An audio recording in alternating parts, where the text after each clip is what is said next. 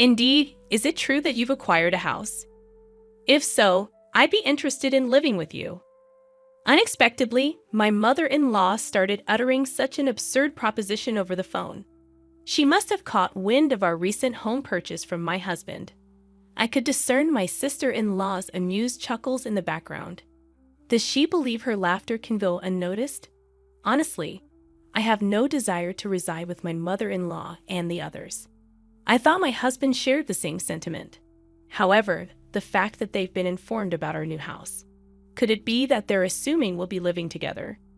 The idea that my beloved husband might be in cahoots with them fills me with a bit of apprehension. Yet, I have no intention of yielding to their wishes. Are they trying to manipulate me? If that's their game, I'll reverse the roles. Reflecting on all my past tribulations, I'd pledged revenge against them. I am Kate Thompson, 30 years old, working as an ordinary employee at a major financial corporation. I married my husband Joe 3 years ago, and though we don't have children yet, there's a valid reason for that. A decision we both took seriously.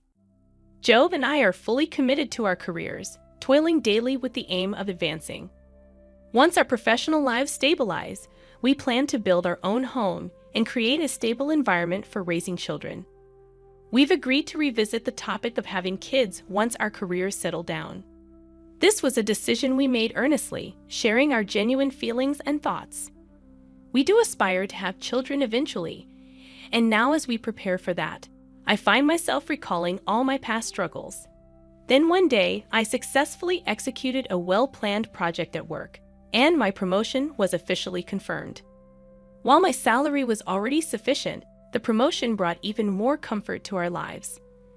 On the other hand, Joe, although not promoted, received a substantial salary increase due to his years of service.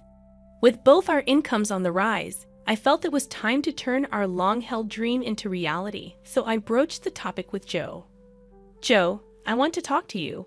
Over the past year, both of us have had stable incomes. I think it might be time to consider getting our own home.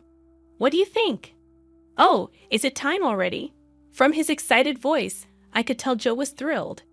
Actually, I've been thinking about it too, but since I haven't been promoted yet, I felt a bit hesitant to bring it up.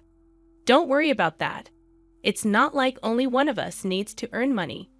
I was thinking it might be okay to build our home in my name. Really? Well, you do earn more now. If you're okay with it, let's build our home in your name. All right, let's proceed with that. Let's go see some model houses on our next day off. Sounds great, let's go. We shouldn't miss this opportunity. I really feel grateful for choosing Joe at times like this, as we share the same values.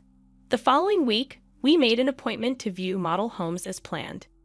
We looked at various types of houses, expanding our vision for our own home. On weekends, we began creating simple floor plans together, researching online. During a recent visit to a construction company, they suggested that instead of leaving everything to them, it's better if we create our own image for a more satisfying home. So Joe and I started building that image. However, neither of us has much knowledge of architecture or design, and even with research, it takes time to put it into practice. While taking breaks, we continued working, and then the doorbell rang. I thought it was a delivery, but when I opened the door, my mother-in-law was standing there unexpectedly. "Huh, Mother? What brings you here so suddenly like this?" My mother-in-law sometimes visits our place without notice. She glared at me and, without a word, took off her shoes and went into the house on her own. I near Joe, surprised by his mother's call, showed a startled reaction. "What's up? Did you have some business around here?" To Joe's question, his mother looked a bit perplexed. "Yes, I told Kate about it over the phone a little while ago, but it seems Joe didn't know." "I see. Maybe Kate forgot to tell me. Seems like it, Joe, even though he's still young, has a terrible memory." "That's not true, Mom. It's not forgetfulness. Kate is incredibly busy with work, and at the same time, she takes care of the household. Her mind is always full of things to do. You're such a kind boy, Joe. If your late father were here, he definitely wouldn't have forgiven that. I really respect Kate from the bottom of my heart. So, Mom, Why did you come here today? To Joe's question, his mother smiled contentedly. Then she slowly took out a travel brochure from her bag, spread a page with a post-it note on the table, and showed it. Listen, Joe. I've always wanted to go to Niagara Falls. Won't you take me, please? My mother-in-law began to say such things excitedly out of the blue. Caught off guard by the sudden request, both Joe and I were left staring at her, mouths agape.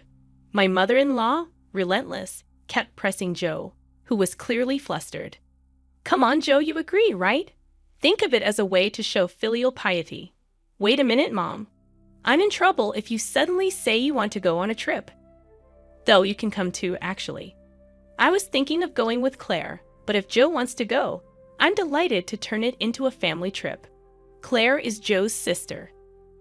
What are you talking about? Kate is here, and I can't get time off from work. But it's strange for me to pay for a trip for you and my sister, right? Not strange at all. Spending money for the family is a wonderful thing, don't you think so, Kate? Suddenly turning to me, my mother-in-law sought my agreement. Though shaken, I firmly expressed my opinion to her. Using one's own money for family isn't bad, but I think imposing it on others is different. What do you mean by that? Are you saying I'm trying to extort travel expenses from Joe? I didn't mean to say it in such a harsh way, but listening to you, it sounded like you just wanted us to pay for the trip, Katie. That's terrible. I had no such intention, but you're making me out to be the villain in front of Joe. I'm so shocked. That's not. I didn't mean to call you a villain. I just answered honestly to what was asked. Okay, no need for excuses, Kate. Why are you so heartless? You must not like me, do you? My mother-in-law, visibly upset, glared at me with icy cold eyes. It always turns out like this when she comes over. She always finds some reason to demand money and then squanders it with Claire, Joe's sister. Spending money for the family sounds nice, but what my mother-in-law does is practically extortion. The situation is entirely different when Joe gives the money out of kindness, no matter of their family. I never really liked Joe's mother and sister. According to Joe, his mother and sister became selfish after his father passed away. Joe's father died when he was in high school, and since then, they have lived as a trio. With his strict father alive, he watched over the finances. But with his departure, there was no one to stop them, and they even freely spent the life insurance money. Also, since Claire works part-time and not as a full-time employee, her salary is low, and their life is always on the edge. So this is why she regularly visits our house, making excuses like life is tough, or I want to relax and travel somewhere, to extort money from Joe. Before marrying Joe, it seemed he was at the mercy of his mother and her demands. After his father's death, a sense of dependence for being cared for by his mother had bound Joe. However, since marrying me, Joe seems to be gradually realizing their true nature. Even when repeatedly asked for money, recently he's been trying hard to refuse. For Joe, that's quite a growth. Moreover, he has recently become able to speak back firmly to his mother. To my mother-in-law's spiteful words like, "You don't like me, do you?" Or "Why should I?"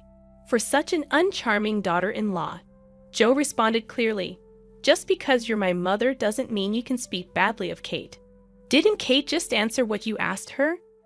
Mom, you're taking Kate's side. What are you talking about?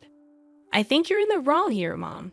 That's so unfair. Surely Kate must have poisoned your mind against me, poor thing. You were such a kind child before we got married. I'm telling you, that's not it. I'm saying this because I think so. Joe's firm response surprised my mother-in-law, who was not used to being talked back to like that.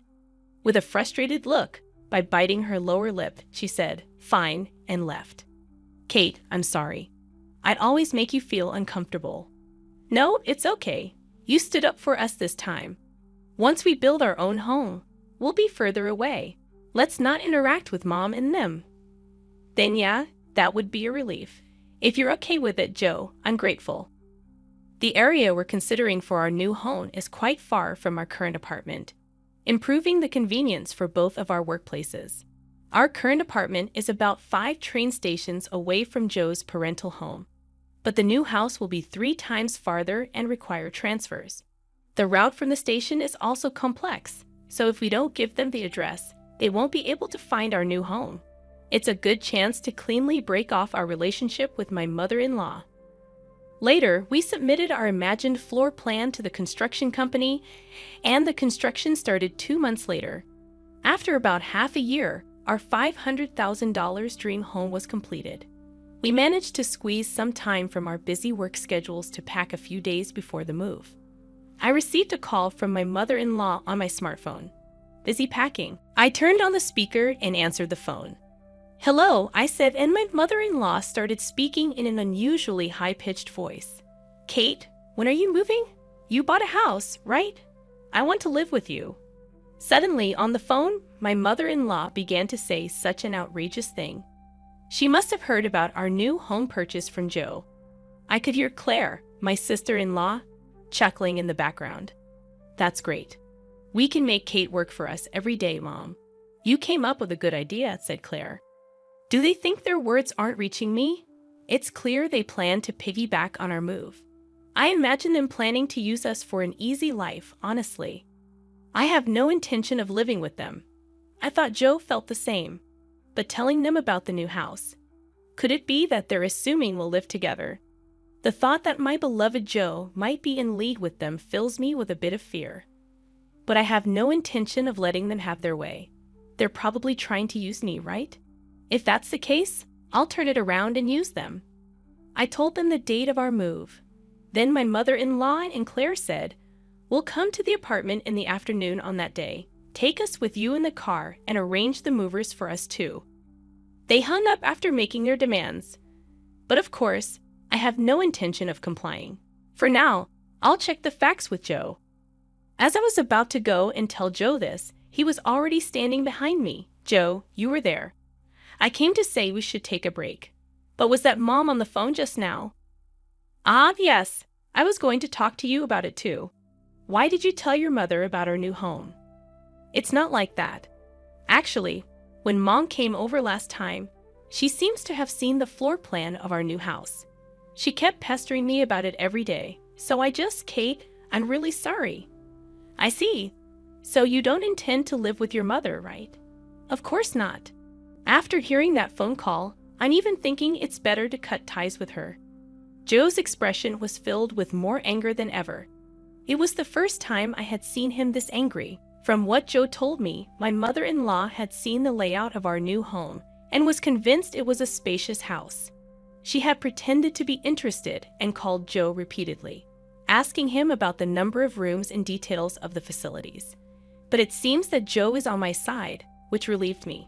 Then there's no problem at all. This made me determined to get my revenge on my mother-in-law.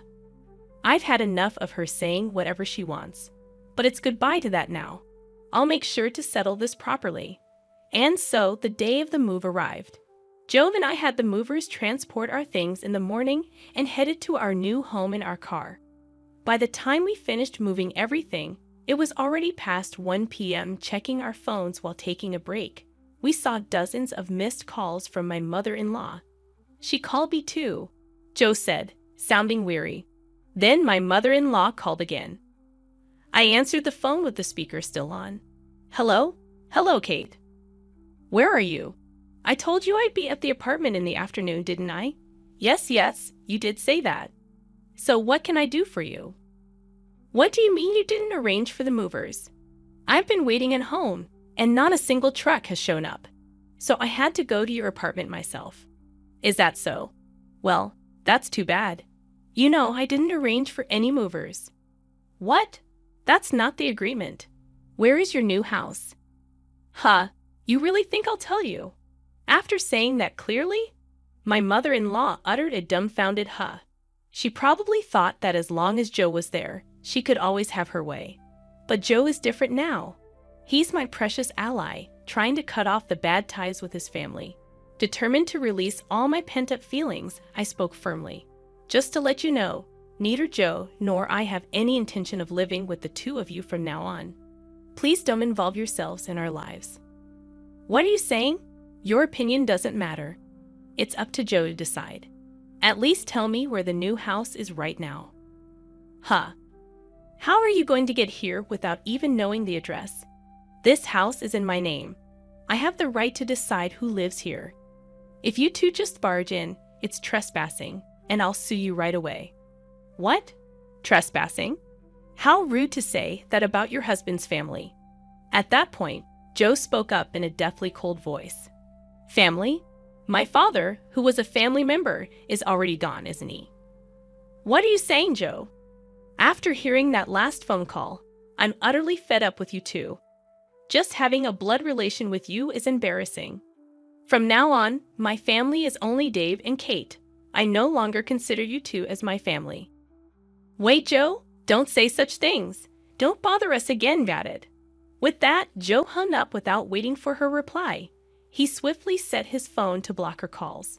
Hey, Joe, are you really okay with this? Yeah, I finally realized that Mom was just using me to her advantage. I feel completely relieved now. Joe looked truly refreshed, sincerely believing what he said. That's how we, as a couple, managed to cut off the bad ties with my mother-in-law and sister. Afterwards, they had to change their lifestyle drastically, as Joe stopped supporting them completely. Without any contact with Joe, they lost their fallback option. Later on, my sister-in-law's part-time income wasn't enough, and my mother-in-law had to start working part-time as well. Being a housewife for so long, she wasn't used to the working environment and was clumsy, often being disliked at her workplace. Meanwhile, we live a peaceful life in our new home with no sudden visits from my mother-in-law anymore. We are truly stress-free. I'm endlessly grateful to Joe for believing in me and cutting ties with his toxic blood relatives. We might face various challenges in the future, but even then, I trust Joe, and we will support each other and walk through life together.